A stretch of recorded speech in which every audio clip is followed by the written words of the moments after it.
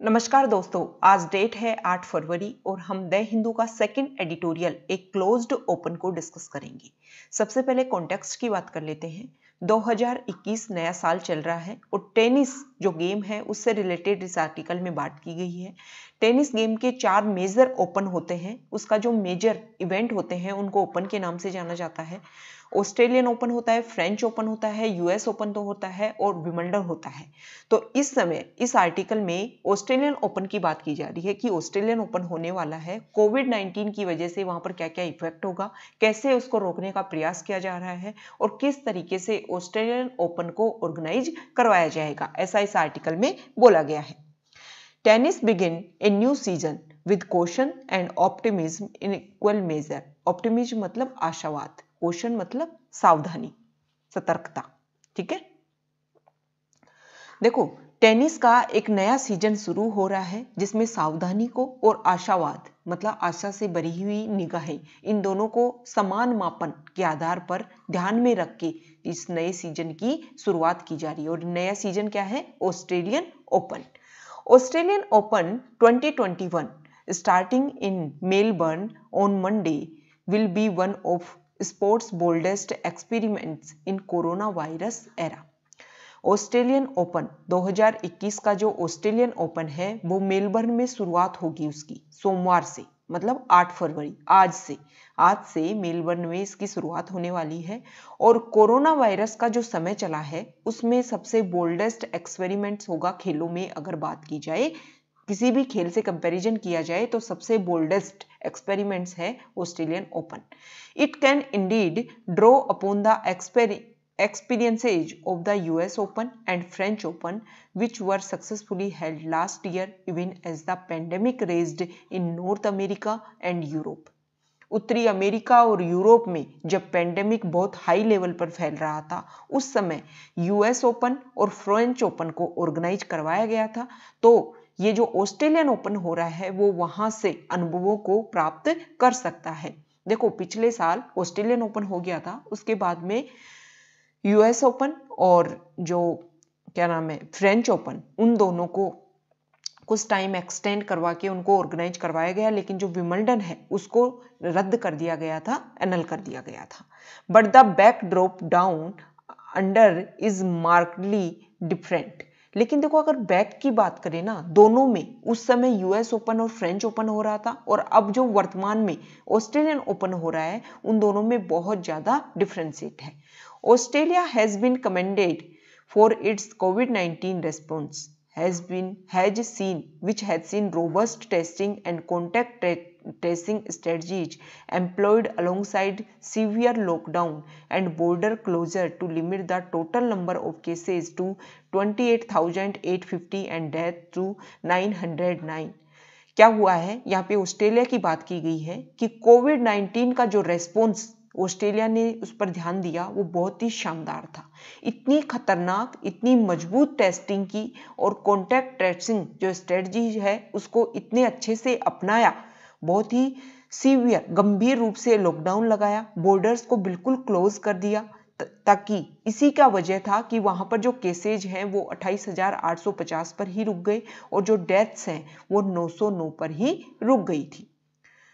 To airlift more than 1,000 participants from across the world to such an environment has understandably raised heckles। heckles का अर्थ होता है कोई भी परेशानी की बात, कोई भी एक तरीके से एंजाइटी की बात इन ऑस्ट्रेलियन सोसाइटी।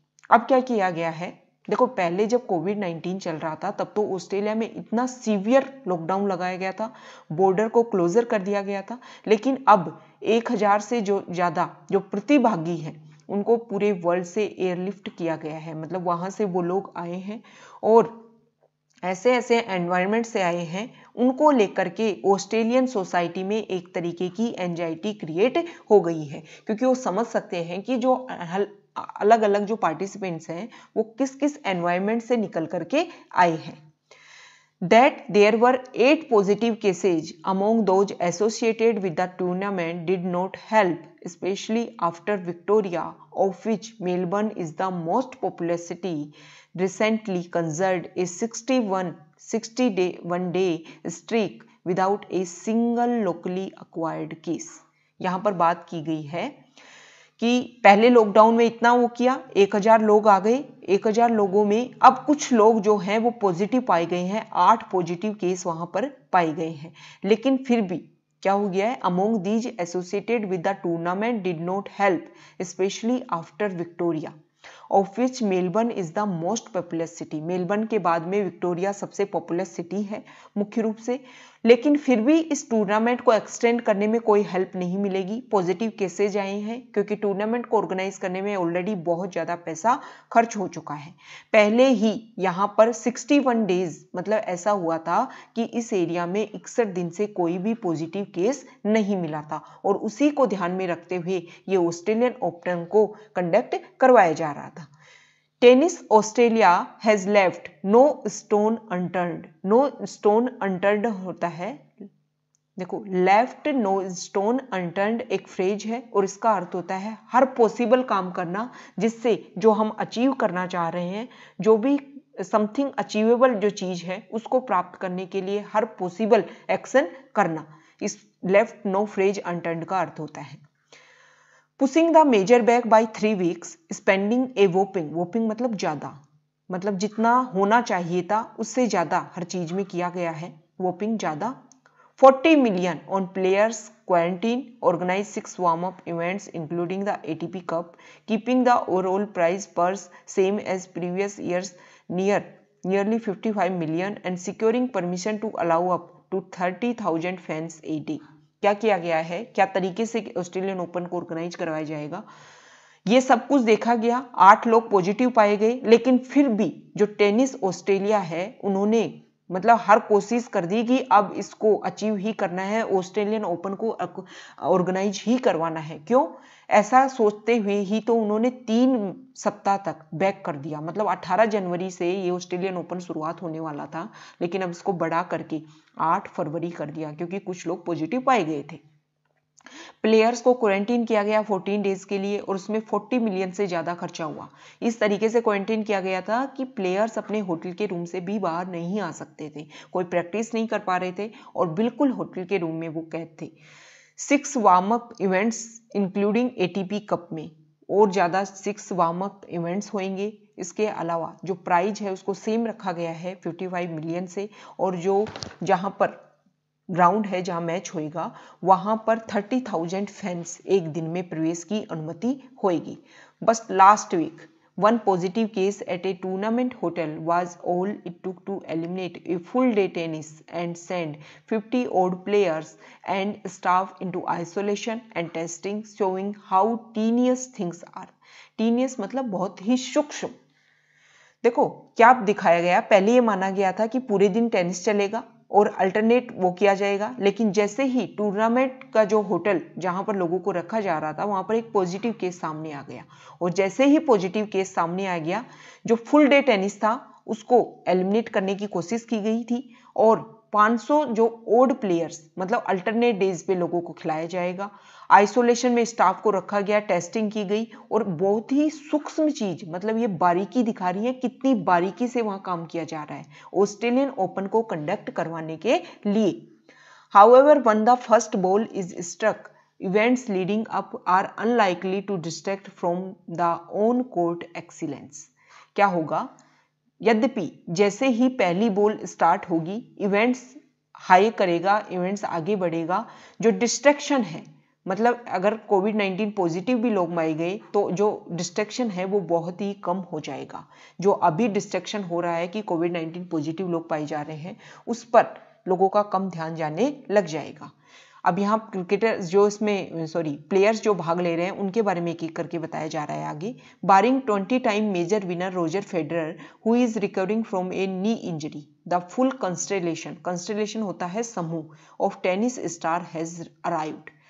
20 बार से ज्यादा के जो विजेता है रोजर फेडरर वो अपनी घुटने की इंजरी से को कवर कर रहे हैं, और प्लेयर्स का टेनिस स्टार्स का जो समूह है लगभग सारा समूह यहाँ पहुंच चुका है। This will be the first opportunity for Rafael Nadal to take sole possession of the men's record for most slam। But the Spaniard is yet to play a match this season because of a bad back.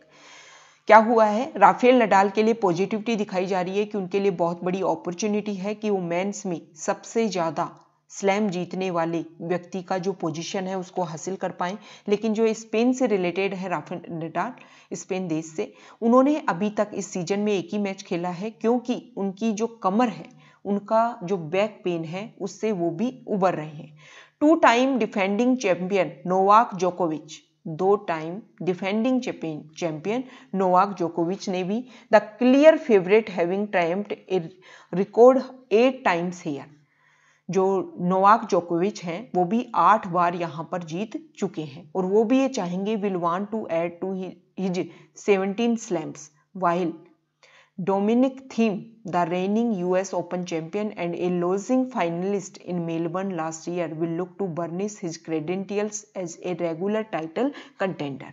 क्या बोला जा रहा है, पहले बात की गई Roger Federer की, फिर बात की गई राफेल नडाल की, फिर बात की जा रही है नोवाक जोकोविच की जो 2 बार डिफेंडिंग चैंपियन रहे हैं ऑस्ट्रेलियन ओपन में, और फिर आगे बात की जा रही है डोमिनिक थीम की। नोवाक जोकोविच क्या चाहेंगे, वो 8 बार यहाँ पर जीत चुके हैं और वो चाहेंगे कि 17 स्लैम्स को इसको जीत करके 17 स्लैम्स जीतने का अपने रिकॉर्ड को कायम करें। और डोमिनिक थीम जो पिछली बार यूएस चैंपियन के चैंपियन हैं और मेलबर्न में पिछले साल मेलबर्न में वो हार गए थे फाइनल में, विल टुक टू बर्निश, वो चाहेंगे कि उनका परिचय पत्र, क्रेडेंशियल्स होता है परिचय पत्र, इस तरीके से दिया जाए कि वो रेगुलर टाइटल कंटेंडर है, मतलब फाइनल में जगह बनाने वालों में से एक नाम डोमिनिक थीम का होना चाहिए और ये वो चाहेंगे डोमिनिक थीम इस तरीके से इस गेम में खेल करके। अमोंग वीमेन अगर महिलाओं की बात करें, world number 1 and home favourite Ashleigh Barty जो होम नंबर मतलब होम फेवरेट है और वर्ल्ड नंबर 1 है, returns after skipping most of 2020 के ज़्यादातर इवेंट्स उन्होंने स्किप किए थे क्योंकि कोविड-19 पेंडेमिक में वो पार्टिसिपेट नहीं करना चाहती थी। While a fit again Serena Williams target a record equalling 24 major. Serena Williams ये चाहती हैं, लेकिन दूसरी तरफ सेरेना विलियम्स का टारगेट है कि वो 24 मेजर का जो रिकॉर्ड है उसको अचीव करना चाहती है। डिफेंडिंग चैंपियन सोफिया केनिन, अगर डिफेंडिंग चैंपियन सोफिया केनिन और current leading lady of the sport Naomi Osaka are the two top draws. अगर वीमेंस की बात की जाए, ये इंपॉर्टेंट नाम है, सोफिया केनिन है, इसके अलावा नाओमी ओसाका है, सेरेना विलियम्स है और बार्टी है। Surprise French Open winner Iga Swiatek and the trio of Daniil Medvedev, Stefanos Tsitsipas and Alexander Zverev among men will be watched with interest. इन लोगों को भी बहुत ही इंटरेस्ट के साथ में देखा जाएगा। ट्रियो मतलब तिकड़ी। Sumit Nagal the lone Indian in the singles draw, अगर सिंगल्स में एक अकेले इंडियंस की बात की जाए तो वो सुमित नागाल है। Would like to ruffle a few feathers, ruffle a few feathers एक फ्रेज इडियम है जिसका अर्थ होता है कि किसी को परेशान कर देना, किसी को चिंतित कर देना।